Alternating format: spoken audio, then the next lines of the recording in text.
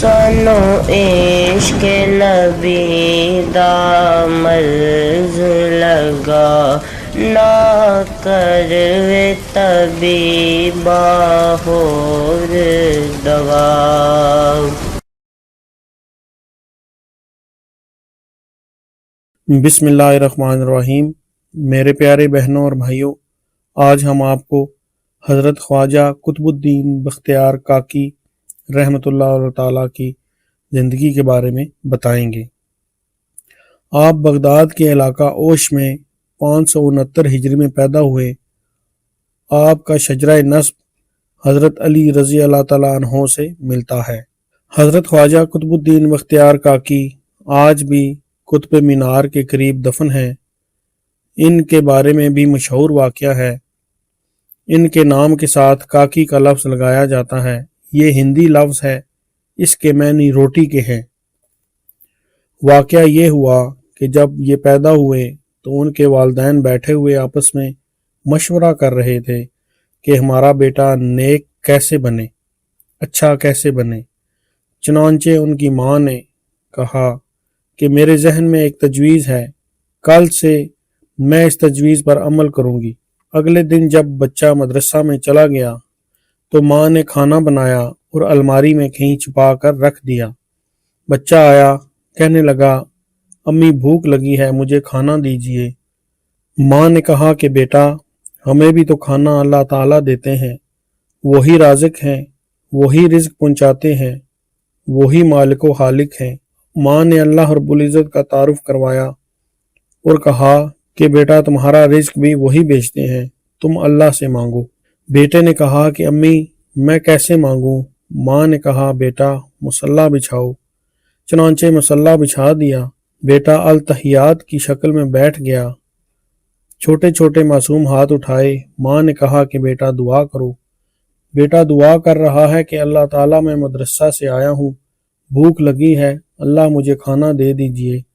بیٹے نے تھوڑی دیر اسی طرح عاجزی کی، پھر پوچھنے لگا کہ امی اب کیا کروں؟ ماں نے کہا بیٹا تم ڈھونڈو، اللہ نے کھانا بھیج دیا ہوگا۔ تھوڑی دیر کمرے میں ڈھونڈا، بالآخر الماری میں کھانا مل گیا۔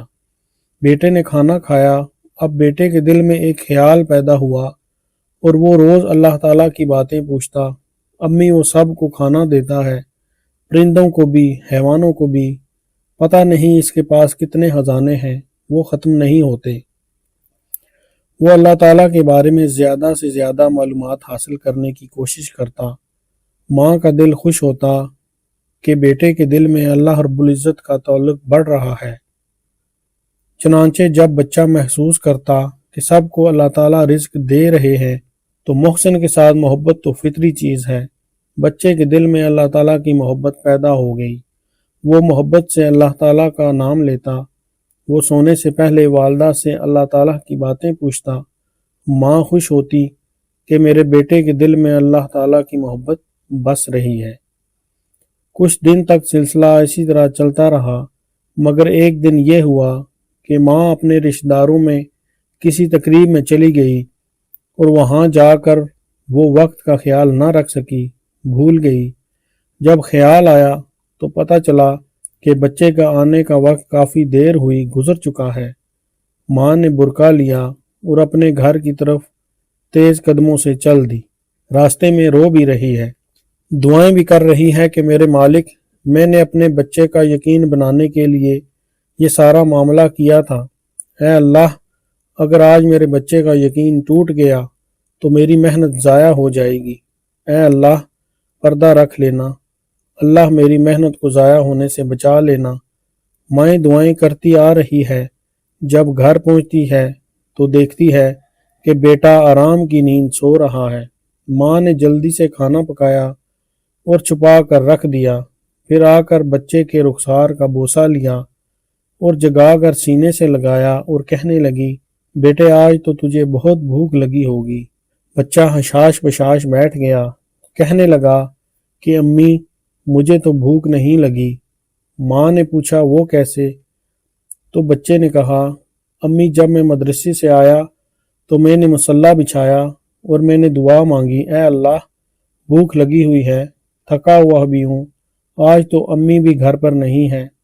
अल्लाह मुझे खाना दे दो अम्मी। इसके बाद मैंने कमरे में तलाश किया तो मुझे एक जगह रोटी पड़ी हुई मिली।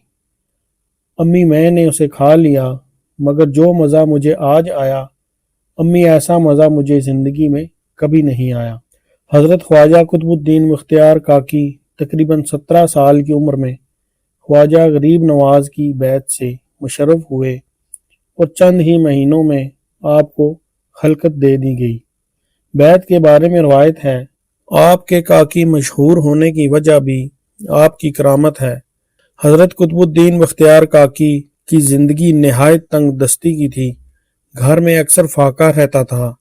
आपको किसी से नजराना कबूल करने की आदत न थी। अपना बेशतर वक्त अल्लाह ताला की इबादत और रियाजत में गुजारते थे। आपके पड़ोस में एक परचून फरोश था जिससे आप कर्ज ले लिया करते थे। एक दिन इस परचून फरोश की बीवी ने आपकी अहलिया को ताना दिया कि अगर हम लोग तुम्हारे पड़ोस में न होते तो तुम लोग भूखे मरते। उस औरत की ये बात आपकी अहलिया को बहुत नागवार गुजरी और इस बात का जिक्र आपसे किया। इस पर आपने फरमाया कि आइंदा इससे कर्ज ना लिया करो, और मैं भी अहद करता हूँ कि आइंदा इससे कर्ज ना लूँगा।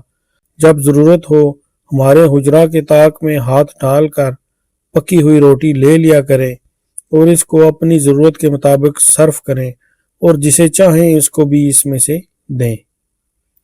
चुनांचे इस अहद के बाद अल्लाह ताला के फजल से हर रोज़ एक रोटी इस ताक में से मिल जाती जो आपके घर भर के लिए काफ़ी हो जाती। इस रोटी को काक कहा जाता है और इसी मुनासबत से आपके नाम के साथ काकी का लक़ब मौजूद है। सीरल औलिया में लिखा है कि एक दिन इस परचून फरोश ने अपने दिल में यह ख्याल किया कि शायद कोई ऐसी बात हो गई है जिसके बायस हज़रत कुतुबुद्दीन बख्तियार काकी ने कर्ज लेना छोड़ दिया है। चुनांचे उसने अपनी बीवी को सूरत हाल मालूम करने की गर्ज से आपके घर भेजा।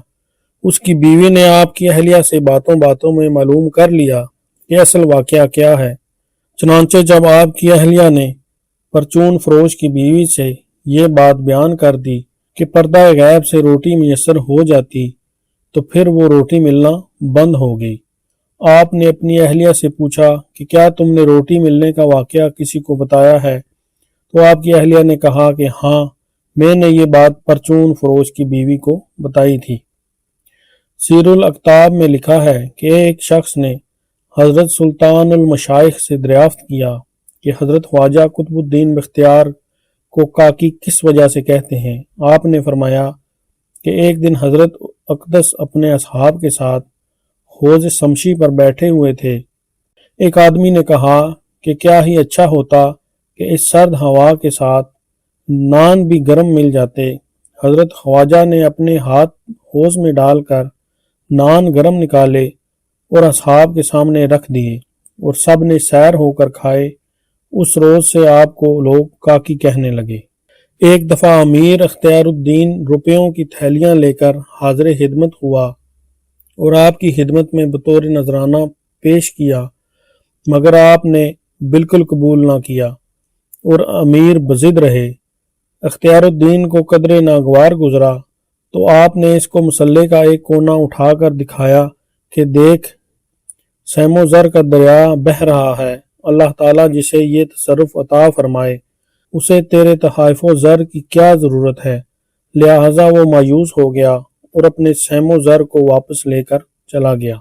एक मरतबा सुल्तान अल्तमश ने दरख्वास्त की कि अगर इजाज़त हो तो अखराजात के लिए खानका के नाम कुछ वफ़ कर दूं। आपने उस पर कहला भेजा कि तुमसे मोहब्बत है, इसलिए हम यूँ समझते थे कि तुमको भी हमसे मोहब्बत है, लेकिन हमारा गुमान गलत निकला।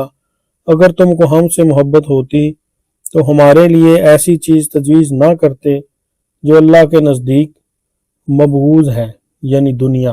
आपके पीरो मुर्शद हज़रत ख्वाजा मोइनुद्दीन चिश्ती के साहबजादों को अजमेर शरीफ के नज़दीक गांव जागीर में मिला हुआ था, मगर बाद में चंद सरकारी एहलकारों ने इसको इस जागीर से बेदखल कर दिया।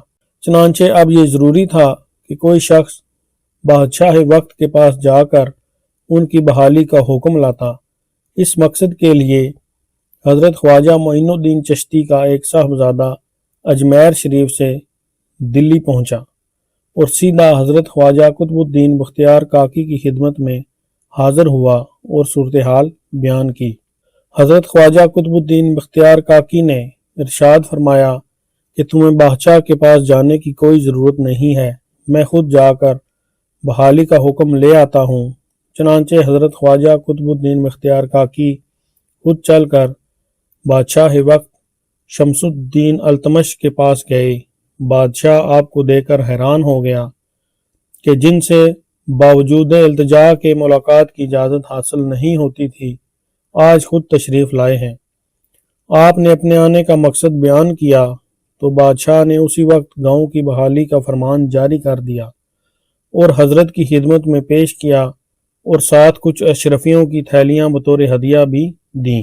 اس وقت بادشاہ کی مجلس میں عہد کا حاکم رکن الدین حلوائی بھی بیٹھا ہوا تھا اور یہ اتفاق سے حضرت خواجہ قطب